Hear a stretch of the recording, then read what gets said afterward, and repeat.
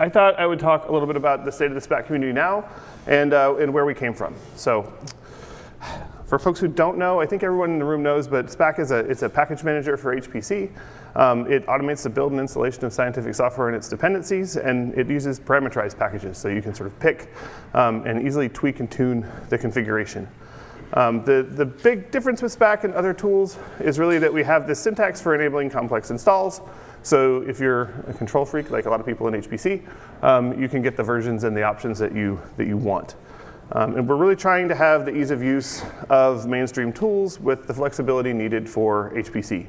And that's enabled by the solver that we've integrated into Spack and a whole lot of other features that you'll hear about today. So in addition to the command line tool, Spack can generate modules for your HPC system. It has environments that are configurable for lots of different use cases like DevOps and CI. And it provides a lot of other DevOps features on top of that. And it's starting to be used more and more for that. So what does the Spack project look like right now? Well, it's a community of people. And so that's really the biggest part. There's the core tool, which is the command line tool plus the solver, which folks on the core team work on. There's a whole library of package recipes, which is sort of the actual packages that say how to build things. And then there's a bunch of CI infrastructure as well that we use to keep the whole thing working. And each of those is kind of a project in its own right.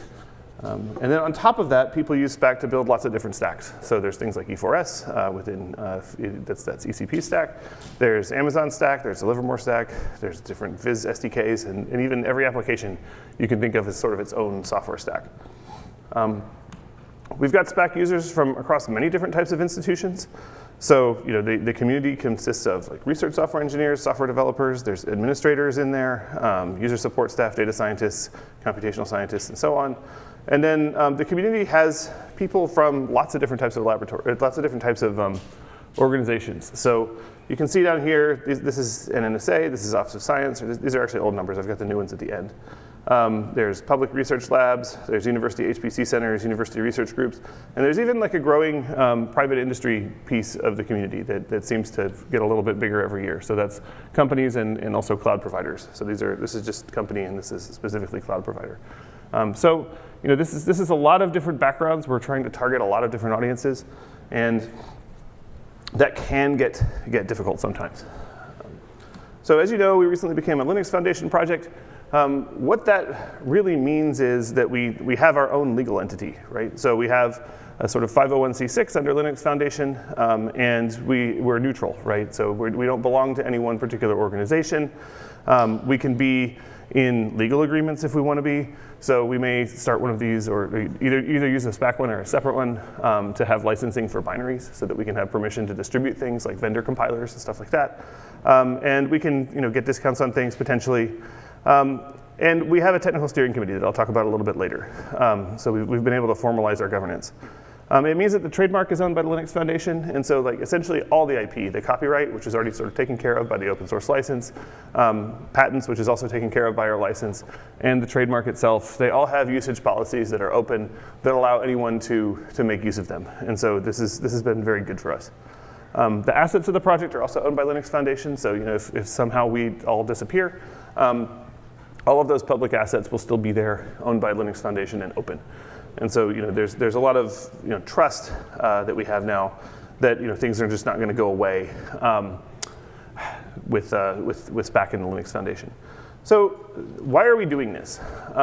Well, let's see. The scientific software ecosystem is really large, and you can see this is E4S. This is one fraction of the 8,500 or so packages that are in Spack. The red parts are the packages in E4S, and you can barely see that they're red. And the blue parts are everything else that you need to build it. So that's like 100 packages and 600 total dependencies. And I think this has grown since I made this plot. And so really, any sort of software ecosystem sits on top of hundreds of open source projects. And Spack itself, it has over 8,400 recipes at this point. And so this is complicated. You can't maintain this yourself. And so the goals of Spack are really build the core tool, build the infrastructure, and build the package ecosystem because we can't sustain all of this ourselves. And so the reason that we've sort of gone into the Linux Foundation is we want to grow adoption. We want to turn users or adopters of Spack into contributors so that we can continue to grow the effort around this thing. We want to find new areas for adoption and turn those adopters into contributors and keep the contributors around. That's really the goal. And I think this is really the only way is with more and more people to maintain something of this size. So from the start, we've focused on growing the community. So I wanted to go back to 2013 when the project started. The first Spack presentation was at the University of Wisconsin in 2013. And it had existed for about 3 months at this time, and we presented this at a performance tools meeting, because really the motivation, I don't know, by me at the time was because I was mad that it was really hard to build performance tools and people weren't using them, because that was the field I was in. I think people kind of were like, oh, this is, you really think you can do this? You really think you can build all these packages and with all the options? But they thought it was kind of a cool tool. We started working with the Ideas project in 2014, which is sort of it was an Oscar project before ECP that was really focused on software practices and on bringing projects together to have more commonality about, and to think more deliberately about how they integrate with each other. And so you can see there, that's the XSDK stack. It was all the math libraries from DOE, and they did a whole ton of work, not just to build together, but actually to have common interfaces for things, and not to do things like duplicate MPI symbols or other things that prevent you from linking all these math libraries in the same application. And so this led eventually to XSDK adopting Spack for their distribution, which was one of our first sort of external package adopters for using Spack to sort of orchestrate a software stack like this. We started hosting a weekly teleconference in 2015, and that was, I think this was very helpful because it seems like external contributors do like to join teleconferences to learn about the project and to understand whether the thing is real, whether they can talk to the developers or not, whether they can get support. And so we had like a 1 hour long WebEx every week that we would, or maybe every month, I forget exactly how, I guess weekly, it says weekly, where we would have people from the mailing list. We would just broadcast this to the mailing list and say, join us. And we actually had an external person join on the first telecon, which was pretty cool. It was someone from like a medical site in the Midwest who was using Spack for some software deployment there. And so since then, actually it's more than this. We've had over 300, I think almost like 400 at this point, Spack telcons. And I think this helps us appear open and give people a way to contact the developers. The project really started taking off when we published a paper on Spack at SC15. And we also presented it sort of this, there was a Getting Scientific Software installed BOF from like the Easy Build folks and some others, where they talked about the different package managers for HPC and the different ways that people were managing their software. And so I think doing this got a lot of visibility for the project, and we saw a major uptick in contributions after the presentation. So in 2016, this was the lines of code in Spack packages. There was really only like around 25,000 lines in the recipes. You can see here is where we published the paper, and before that, it was really pretty much Livermore contributing to Spack. And after that, we started getting a lot of external contributions. And then over here, so you can see that one person, it's actually Adam Stewart at Argonne, started contributing to Spack and sort of became his own line on the contribution plot, and that continued. So Adam's kind of a force of nature and has been for the package ecosystem for a while. But stuff like that has been really useful. We started working with Kitware in 2015 to increase the development effort on Spack. We didn't really have. We had some hires at the lab, and we also wanted to expand the development team a little bit more. And so we partnered with Kitware to start doing more core development. So they added some early features like dependency types and some of the early implementations of Spack CI. That's grown to be much larger, and you'll hear about some of this in the talks today. So they've done the bulk of the Spack on Windows implementation along with Peter at Livermore. They've done the binary cache with us along with AWS, and they manage a lot of the cloud infrastructure that sits behind the CI infrastructure. And so Ryan's going to talk about some of that as well. And so they've kind of been a key partner in the project since the beginning. We started getting more traction within DOE as ECP started burgeoning. So the exascale computing project was going on. People were thinking about how to make software for these big supercomputers. And in 2017, we did this presentation about Spack at the ECP plenary, where we said, well, you have this deliverable. that's a software ecosystem. How are you going to deliver that? And this, I think this caught on. I think they were thinking in this direction already, but Spack was sort of coming along at an opportune time, right? Everyone wanted to integrate all these 100 packages together. The presentation really focused on, if you have to build these manually on 3 different exascale machines for like 100 packages and all these different configurations, then that's going to be like an FTE per new machine, and we're going to run out of people before we get it all done. And so this helped Spack catch on. We started talking about how projects like Spack are not really sustainable without a community, and that you need network effects for packages. You need the developers of the packages to be contributing and to be helping with the recipes.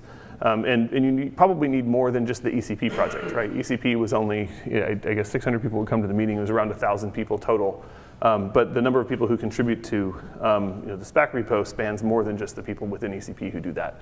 It's like 1,500 contributors total, and not all of the 1,000 within ECP are contributing. So I don't think we would have been able to build an ecosystem like this with just ECP. And we said, hey, well, let's use Spack to build the ECP software distribution. So we could have build dashboards, we could have GitHub for broader reach, we could just read the docs for this and Travis CI. I guess Travis is, nobody uses Travis anymore, but it was the big thing at the time, and actually it wasn't that widely used among DOE projects. And so I think that was, these were not commonplace in DOE in 2017 among the projects. And so pushing this stuff, I think we sort of got it more broadly used within the ECP ecosystem. And then Samir built a bunch of these dashboards and things for E4S within ECP, and this is sort of how we managed to put the license together. We did, in order to increase adoption as well, we changed the license for Spack. So I don't know if people know this now, but Spack started out as an LGPL project. And we got some pushback from like industry partners and some other people about being able to integrate this or being able to use this in their software stack. So like people at Amazon had to ask permission to use Spack before they could actually download it. Whereas if it was permissively licensed, they could just do that. And this wasn't like a trivial undertaking, but it seemed important because I thought we would get more adoption with a permissive license, and we really didn't need to have an LGPL license. I think the broad usage of Spack does more to contribute to people contributing back to the project, and just having a larger community does more for contributing back to the project than forcing people to do so with something like the LGPL would. So we did that. We collected like over 300 consents on GitHub. We figured out that some of the contributors had actually passed away, and that we couldn't get their consent, but we were able to take that small bit of code out and have people re-add the packages that we removed for that, so that the whole thing was MIT or Apache. And so that's where we're at today. That, I think, helped lead to contributions and collaborations with industry. So we've worked with AWS on CI for a while. The Kitware collaboration, obviously. HPE has been working with us on Spack. Google Cloud, NVIDIA, AMD. I think a lot of folks have started to help out with the ecosystem and contribute to packages, so that's been good. Contributors have grown steadily over time. So this is the total contributors for each Spack release. I think it continues to grow today. We're at over 1,500 now, so that's pretty cool. And we're actually 12 years old. So there's that contribution plot from the very first, or from 2016, so 3 years in. Where you can see that the contributions were just starting. And Greg showed this in the project presentation, but that continues to grow year over year. And the plot may look kind of the same each year, but if you look at the most recent or some fairly recent contributor graph, it's really only that little sliver of the lines in packages that are from 2016, right? The ecosystem has grown tremendously to the point where I think we're almost at 300,000 lines of code in packages at this point. So that's pretty awesome. That is not something that we could do ourselves, and that needs all the people from these institutions. Someone asked during Greg's talk during the plenary, what do the contributors in core look like? And so I have that graph too. And so core is not as diverse as the package ecosystem as you might expect, but it does have a lot of contributors that are not just Livermore. So I'd say so this is Livermore. This is EPFL and CSCS. It's not really EPFL anymore. These two guys are actually, we hired them from the community. And so they continue to work on the project on contract with Livermore. So that's Max and Harmon, if you've seen them. So Max is the screaming painting, and Harmon is the little dog on GitHub. And he's Santa's little helper from The Simpsons. And then you can see Kitler's in there. And also, Fermilab contributed binary package support, so that was awesome. We wouldn't have build caches without those folks. And so there's been a lot of folks who've contributed to core over the years. And ECP's over, but Spack does continue to grow. So you can see these are contributions over the past, over 2023. Sorry, these aren't contributions. These are views on the documentation site, right? At this point, Spack is used in nearly every country, right, in the world. And so we've got contributors from China, from Australia, from Japan, from Russia, from South America, North America. We're covering the continents, and we've got lots and lots of contributors in core as well. So we're happy. So we said, how do we grow the project from here? We started conversations with Linux Foundation in December 2021 and sort of talked with them through mid-2022. We wanted all the things that I mentioned on the first slide. And we learned a bit about what does it mean to become a Linux Foundation project. You have to have a technical charter with open governance, and you have to donate the trademark to Linux Foundation. And we asked the community, what do you think about this? Do you think it would be good if Spack joined a foundation? And it seemed like a decent portion of the community either said, yes, definitely, or probably. So that was good. And the negative responses were, they said probably not, but they didn't say it would make it worse. And then the no's were pretty small. So we figured that this could help. We actually pitched a Spack project for Linux Foundation, and we talked to some of the companies that are now part of HPSF. And there was general interest in funding some sort of Spack collaboration, but they thought that it would be better to have a bigger umbrella foundation like HPSF to get more people in the community collaborating, to leverage the sort of foundation across lots of different projects, and to sort of spread this among different HPC projects and to get more people contributing to the ecosystem. So we ended up joining forces with Cocos to start a larger umbrella, and so we started talking to other projects. We started talking to folks who could potentially be members of the foundation, and that's what eventually became HPSF. And so I won't talk about the whole story here because this is the Spack talk, but what the goal here was to take sort of probably the two most adopted projects within ECP and leverage that to grow a community around it and to start getting that kind of adoption for other projects. And I hope it's working. I hope you're enjoying the meeting so far. It seems like we got a good crowd for the HPSF meeting, and I hope we can continue to do that because we've got projects in the pipeline. We've formalized governance, like I said earlier, with the technical steering committee. And I think this has been really good. We invited people who are maybe not necessarily even contributing code to Spack, but who are key people at major stakeholders, so the AGP community and so on.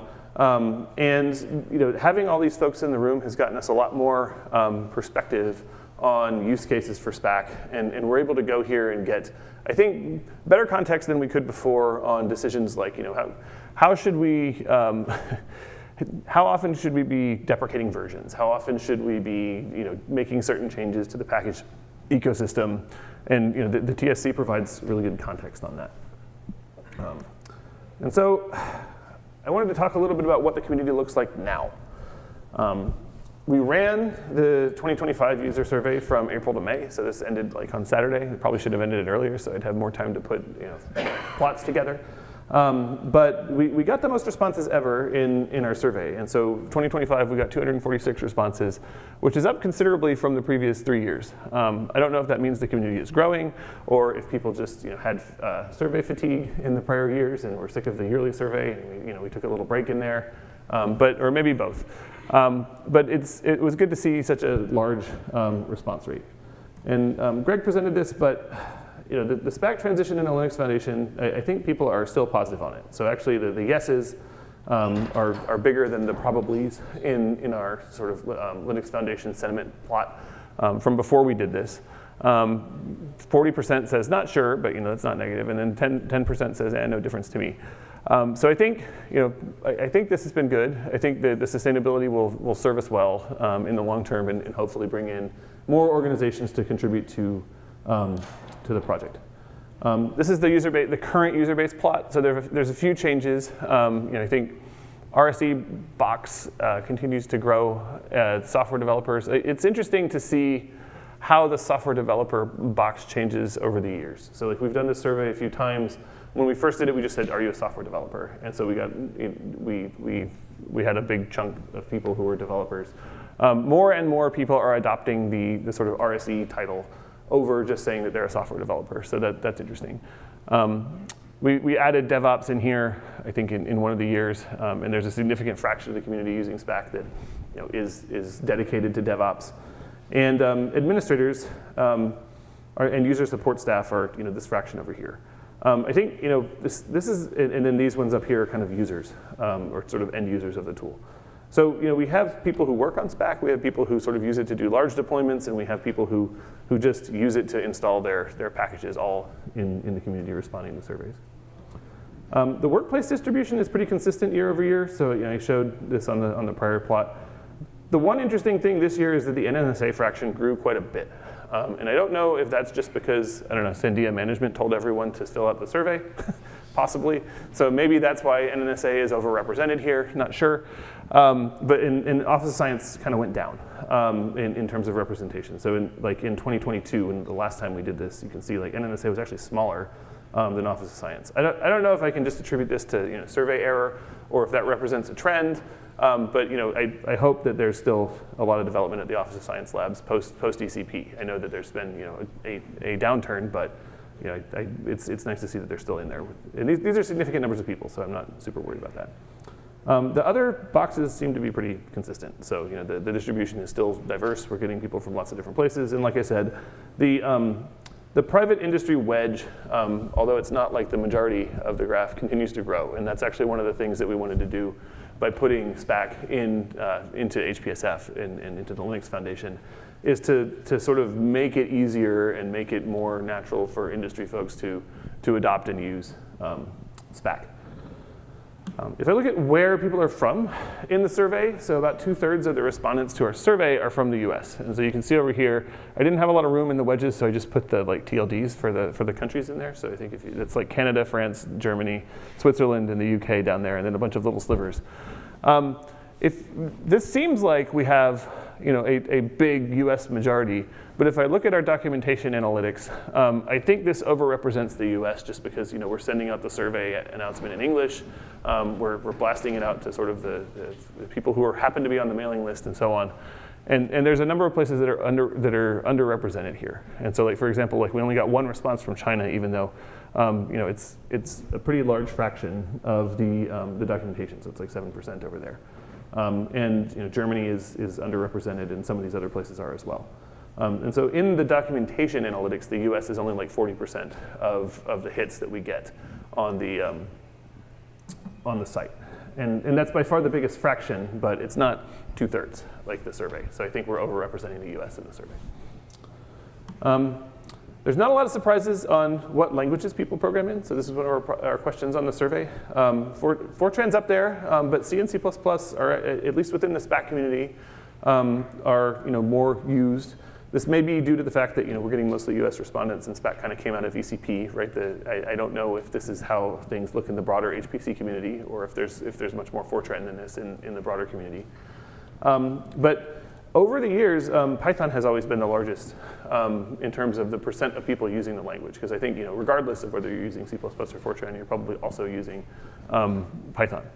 And then other languages have some representation, so there's a fair Julia contingency. I think people are starting to use Rust just in general. And then a lot of people still do shell scripting, so because we have that system administration contingency, and people use shell scripts to glue things together, so that's in there as well. HPC and simulations by far the largest application area within the Spack community, at least according to the survey. And so you've got 204 people said they're doing HPC and simulations, so 83% of the respondents. But 27% are doing AI, and that's grown over the years. Computer science is always up there, but that's sort of been, I guess, maybe shrinking a little bit compared to AI. Statistics, I guess AI is a subset of statistics, so I don't know, but AI is larger, so go figure. And yeah, that's, it's mostly HPC. It seems like most users actually, or more users find out about Spack from their site than in 2020. So that when we've done this survey in the past, we've asked like, how do you find out about Spack? And word of mouth has historically been about 50% like this, so in the previous surveys. And so one interesting thing this time is that we got 35% of respondents saying that they found out from their site and 36% saying that they found out by word of mouth. So I guess that's good. We still have a fair contingency of word of mouth, but people finding out because it's actually being used at their site is growing. So that's I think a positive sign for the community. We asked how long people have been using Spack, and so you can see here there's always kind of a dip. I looked back over the years to try to see if like the fact that the 0 and 1 year people were sort of lower than the 2 and 3 year people. The survey always seems to have like the first 2 years at like a lower rate than the older ones. I think just because that's if you're brand new, you probably don't respond to the survey as readily as some of the older people. And there's a healthy number of people from other parts of the community in here as well. So like plenty of people are in the sort of 2 to 3 year Spack range. A lot of people joined, I guess, in the throes of VCP like 5 years ago. And then we even have a bunch of people who've been using Spack for way more than 10 years, which is cool. So that those folks are still around. So this I thought was interesting. And I don't know how many software communities are really like this, but most users are actually also contributors in one way or another. And so you can see in here that like it's only 28% of people said, no, I've never contributed to Spack, which I think is that's a fairly small amount of the community to not have contributed to Spack for most software projects, or contributed to most software projects. 52% of people have contributed to packages. About 50% of people have contributed an issue or something on GitHub. 40% of people are in Slack discussions, they say. And there's lots of ways to contribute, and so they're all represented here. It is nice to have 70% of the community active, or at least 70% of the people willing to take a survey. So maybe that sort of overrepresents contribution, but still. Most folks are within 2 releases of the latest Spack. So you can see in here, like here's 0.23, that's the latest one so far. We actually had a fair number of people trying out the alpha releases, and a fair number of people on develop trying to try out compiler dependencies before it comes out for 1.0. So I think that's pretty awesome. And people do seem to move along. I guess I am wondering who said they're still using 0.10. Or some of these really old versions, because I wonder if they even work on the systems today. Maybe those are like older deployments that just sort of got frozen in time. I'm not sure. It would be interesting. We may have the email for that person. Maybe I can contact them and find out. Or is that, I don't know, Evan's smiling. Is that you, Evan? Is that, no? It's, yeah, okay. All right. Yeah, and it's interesting because a pretty large fraction of users are on develop. That's always been the case. And 57.6 are on the latest release. I think this relationship is actually interesting. So I plotted this over time for the different surveys that we ran. Historically, the largest percent of users, or at least the most used version was always develop, right? Like the biggest percentage of users using a given version was always develop.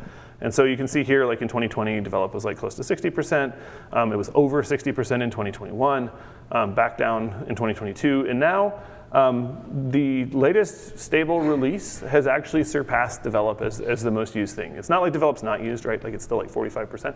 But I thought this was interesting that people have, I guess, since we started doing the sort of more reliable LTS model, started using the stable release more and more versus the develop release. So I thought that was a useful piece of information from the survey. And it seems like more users are doing more package installations now than in the past. If you look at, so we asked how many package installations have you done in Spack in the past year? And so you can see like in 2020, only like 12% of the community had done more than 1,000. And that grew in 2022, but now it's like a quarter of people who are using Spack are doing 1,000 installations a year, which is pretty cool.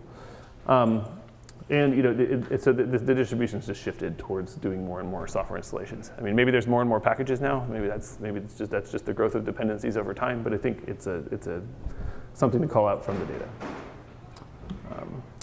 Environments have become the preferred way to load packages. So we asked people how they use the software that they install with Spack. And so if you look here, in the early days, Spack load was the most common. That's sort of gone down a little bit over time. It's still used. But environments weren't nearly as popular. So we had 37% of people using environments back in 2020. And that's grown to well over 50%. So it's 55% of people are using environments to leverage their packages now. These two here are, let's see, these two here are environment modules, so that's the green one, and LMOD. And so they stay pretty constant, although it looks like LMOD has kind of increased in usage a little bit over the years. And I don't know, it seems like it's still kind of half and half. And then there's a few other ways that people tend to use Spack. So views, Spack build env, and then containers. So you can see that only 3% of people use containers in 2020 to do their Spack packages. That has grown to 15, 16%. So that's actually that's an interesting trend. I guess you would expect that because containers have gotten more popular, but you can see that people are using them more and more with Spack. This is always an interesting one for me. On the survey, this has been pretty consistent. We asked people, do you have your own local Spack package repositories? And it's easy to forget about this when you have 8,400 packages in built-in and when you're updating them constantly. But this is one of the main motivators for us going to 1.0 and having a stable package API. Because I guess there are lots of, dark packages outside the core of Spack that we don't see and that we need to think about when we upgrade the tool. And so you can see here that 40%-ish of people don't have their own packages. They just use what's in built-in. But a third of the community has one package repo of their own. And almost 30% has several package repos that they use with Spack. So people are definitely using external packages and keeping those in sync with the main line.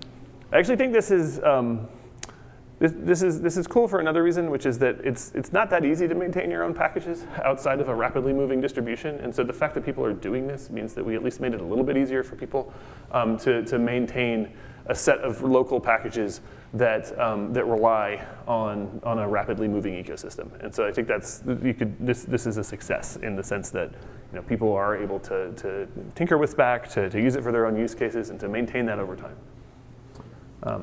A third of the users seem to like to hack on Spack. So 63% said, no, I don't modify Spack. 26% said, yes, I've got a modified version of Spack. We didn't ask how. And then 10% have some sort of custom front end or extension to Spack at their site. And so a large fraction of the community is not just using the vanilla tool. They're actually taking advantage of the fact that it's open source and hacking on it for their own use. And so I think that's pretty cool. I guess one question would be are these developers using their own features before they're merged into mainline? And I suppose you could say they're all developers, but I wonder if this is part of normal Spack development or if people are just are doing local modifications. Maybe we can clarify that in future surveys. So we asked people about what platforms they're using, and here's the processor plot. So which processors do you plan to use in the next years? I guess, sorry, the HPSF logo sort of took over part of that. AMD has actually surpassed Intel, I think, for the first time. I mean, although they're neck and neck, right? If you're using AMD, and it's fairly interchangeable with Intel. So those are by far the most popular is x86 machines, so 88 and 86%. Power is still in there. So 20 people said they were going to use Power in the next year, so 8% of the ecosystem. And then one interesting thing is that the same number of people said they were going to use RISC-V. And so the RISC-V has come a long way from the early days when we used to ask this question to where that people are seriously thinking about using it in production.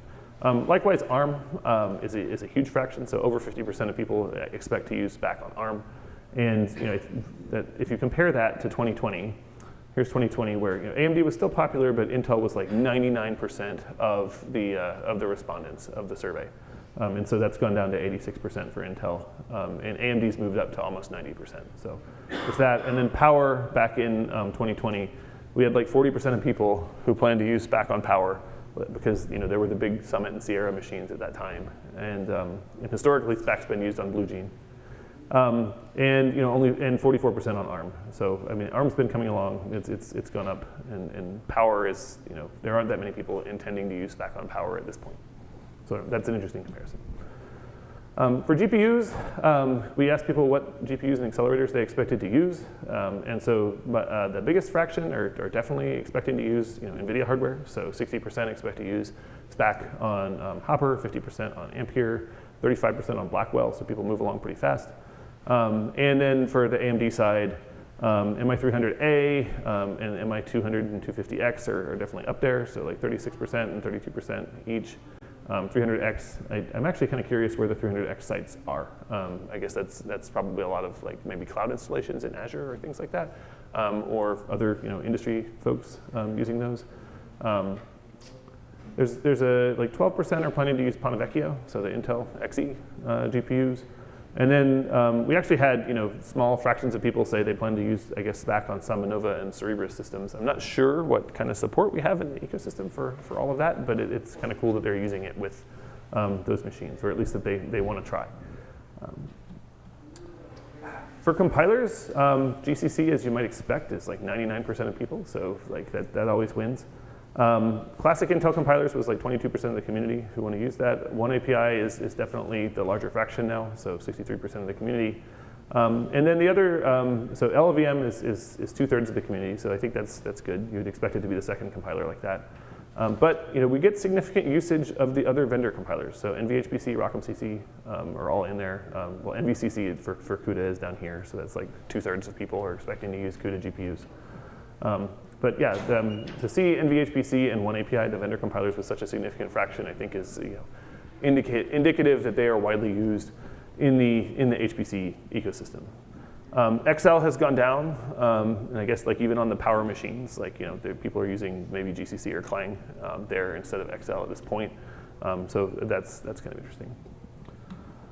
We asked users to rate the upcoming features that we were thinking about for Spack as well. And so you can see that this scale goes from not important to critical. So it's like not important, slightly important, somewhat important, very important, critical. And you can see, so better error messages is by far the most wanted thing, that everyone says is critical. So we're going to have a push on that for version 1.1. The other thing that people seem to really want is performance. So that's another focus area. We have a number of things that we think are sort of low-hanging fruit for speeding up like concretization time, things like that. And so performance and speed improvements and build parallelism were two of the major things that people wanted. And so this is opportune because Kathleen is going to be giving a talk about build parallelism in the next session. And then people really want us to separate the built-in repo from core. That's happening. The first step towards that happened like yesterday. I don't know if you're on Spack Slack, but you probably all got pinged, and Harman said, like, hey, we restructured the packages. Do not be alarmed. It is the first step towards moving them out of the repo. There's still demand for commercial support. So we ask this every year. If there were commercial support for Spack, would you buy it? And so it's actually like 25% of people say probably, which I think is pretty good. And so I think the ecosystem might be ripe for some Spack support from different folks. So just FYI.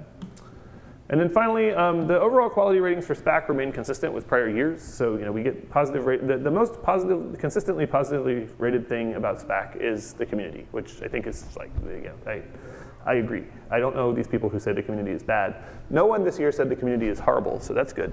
And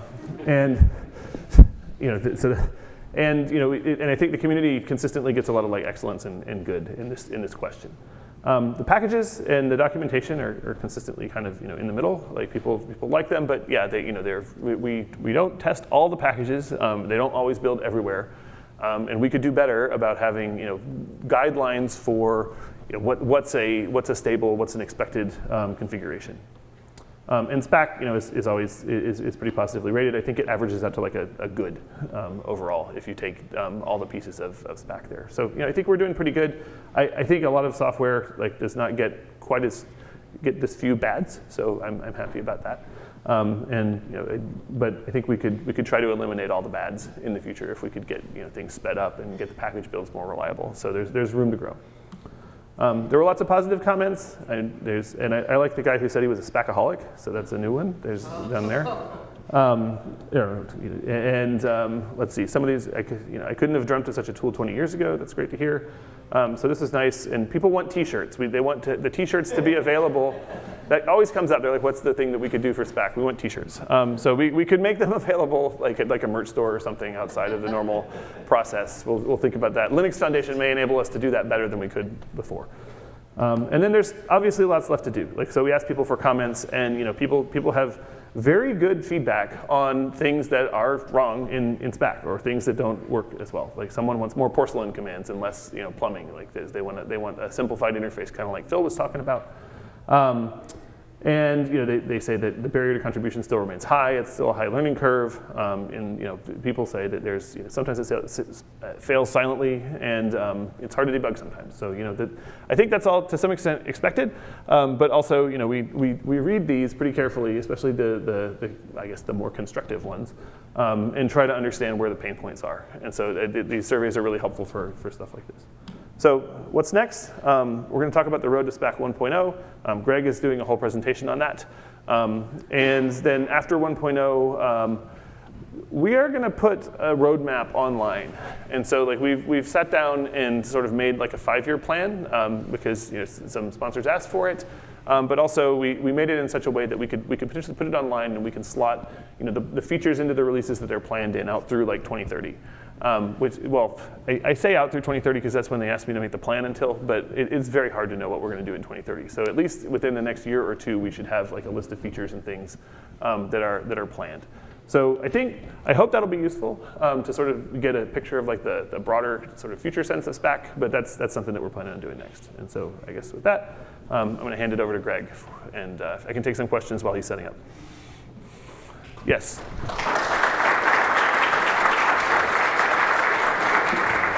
What? You have like 35 minutes. Okay.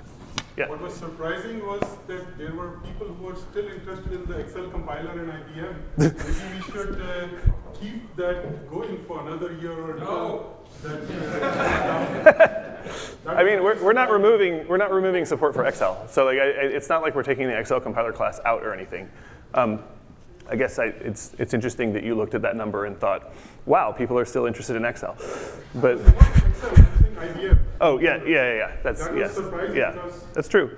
20 people plan to use it in the next year. Yeah. Well, we're not going to stop building on Power.